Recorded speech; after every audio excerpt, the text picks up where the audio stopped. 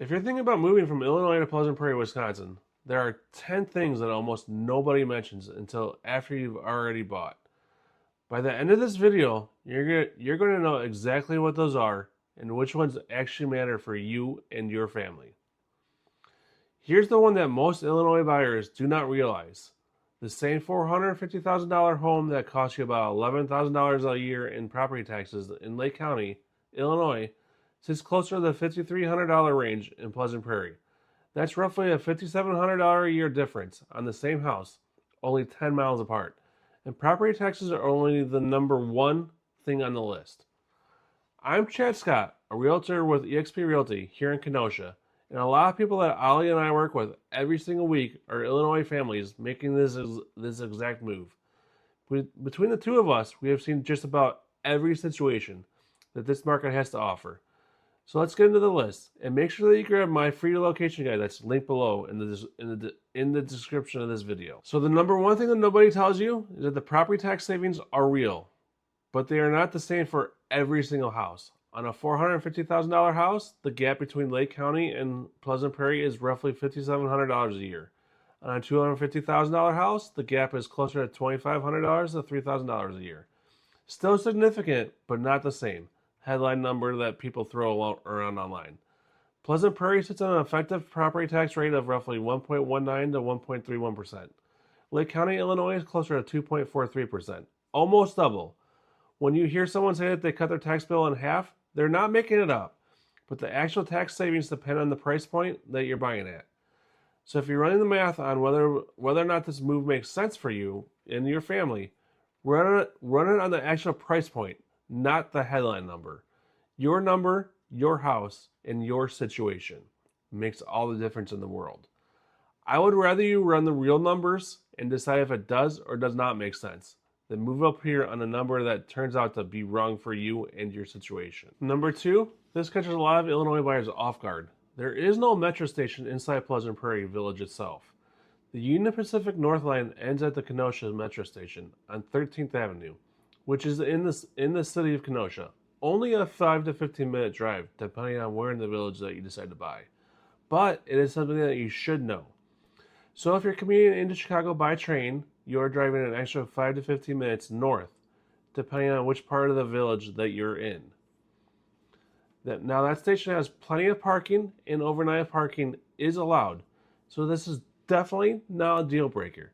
But if train access matters to your commute, the Winthrop Harbor Station in Illinois might be closer if you live closer to the Illinois border.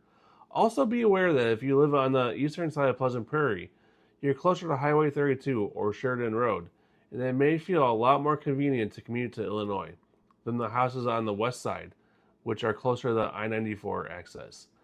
That is the kind of thing that should shape where you look, not just what you look at. Number three, the Pleasant Prairie RecPlex. Sounds like marketing language until you actually walk inside. It's the largest municipal recreation facility in America. Over 300,000 square feet, sitting right on the shores of Lake Andrea inside Prairie Springs Park. You have 2 NHL-sized rinks, a 50-meter Olympic-sized pool, an indoor water park, a 60,000 square foot field house with 8 basketball courts, a fitness center, plus hot yoga. For families with kids in club sports, swimming, or hockey, this is the kind of facility that you would normally only find in a private club costing thousands of dollars per year. And it's subsidized by the village, which is part of why your property tax here actually go to something that you can point at and use. If you're touring Pleasant Prairie and you have not been to the RecPlex yet, build it into your visit. The staff there are happy to give you a quick tour. Walk through it. It tells you a lot about how the village invests in itself. Number 4, Pleasant Prairie does not have a traditional downtown, and that throws a lot of people for a loop. It definitely confused us at first.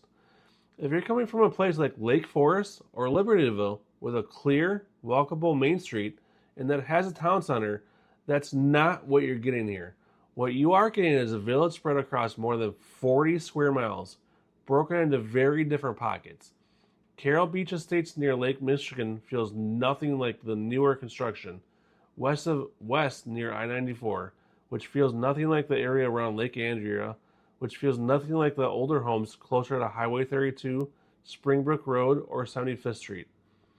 So when people tell me that they toured Pleasant Prairie and they just did not like it, sometimes it turns out that they were looking in the wrong pocket for what they actually wanted.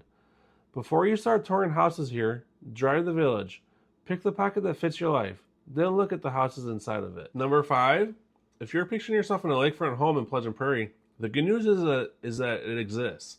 The hard news is that inventory is tiny, and I mean tiny. Carroll Beach Estates is the primary lakefront pocket. The median sales price has been hanging in the mid 360 range, with homes averaging around 16 days on market. Now that's meaningfully faster than the national average.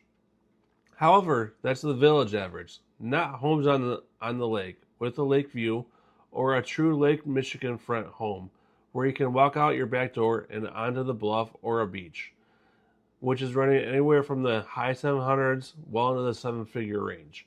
The range is wide, but the supply is narrow. So if a true lakefront home is your dream, you need someone who can move on it the day that it hits the MLS. These properties often get multiple offers within the first week. Waiting to tour the house 2 weeks later is usually too late. Number 6, and this one trips up most Illinois families that I talk to. There is no Pleasant Prairie School District. Pleasant Prairie students attend Kenosha Unified, which is one of the larger districts in the state. Tremper High School is the primary high school for most of the village, although parts of the village also go to Indian Trail High School. Lakeview Technology Academy is also a high-performing magnet option that you can send your kids to.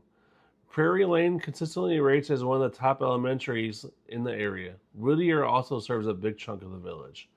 The schools here are solid overall, but they're not all the same, and the address that you choose determines which school that your kids get assigned to. Now, I've had clients fall in love with a house and then realize that at registration that the school assignment was not what they had thought.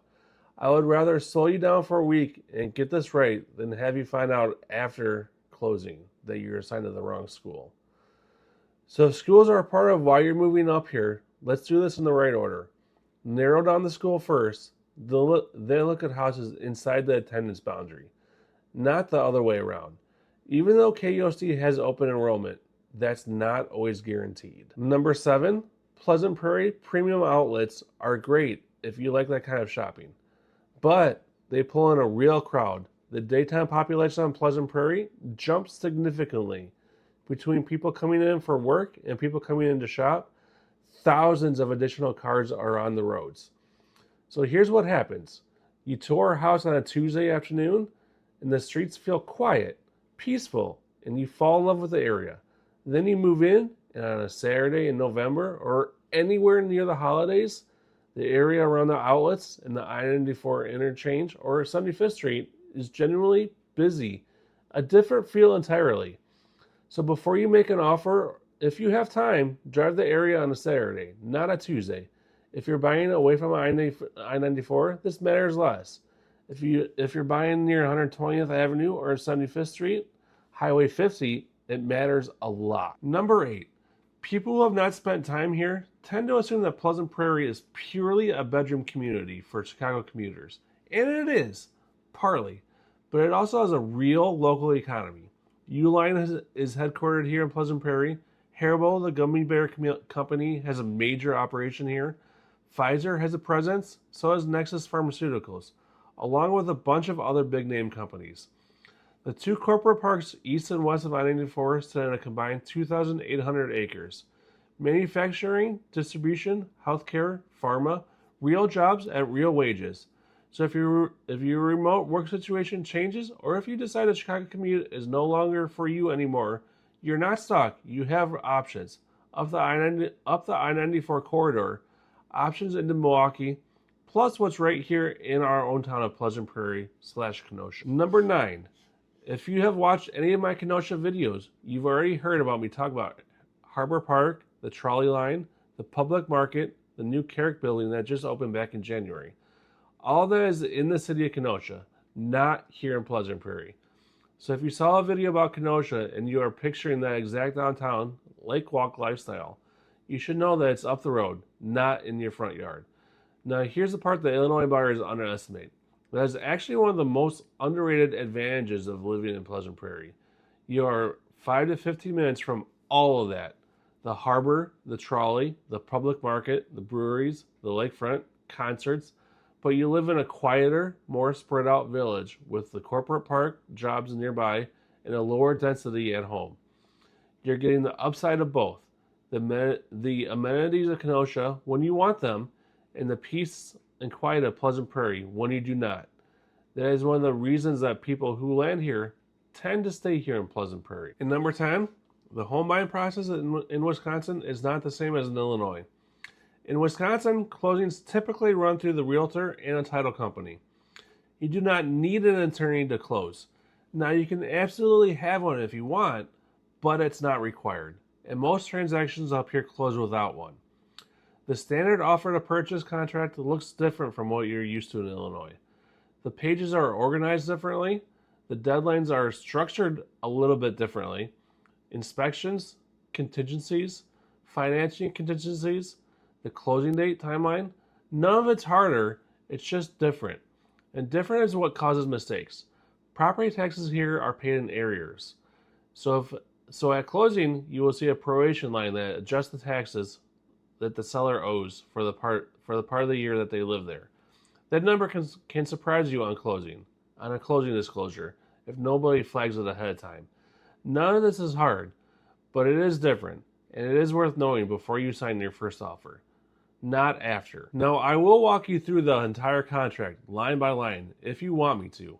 I would rather slow it down and have you understand what you are signing than put you through fast and answer the questions later when you're already confused. So those are the 10 things that almost nobody tells you about Pleasant Prairie before you buy.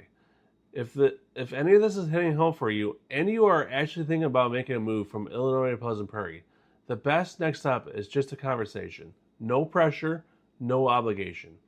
Click the link down here in the description, grab a time on my calendar, and we will run the real numbers on your house, your tax situation, and your timeline. If it makes sense, we'll make a plan. If it does not, you'll walk away with better information than you came in with. Either way, you win. At the very least, make sure that you grab my free relocation guide linked in the description. It's full of useful information about moving to the area.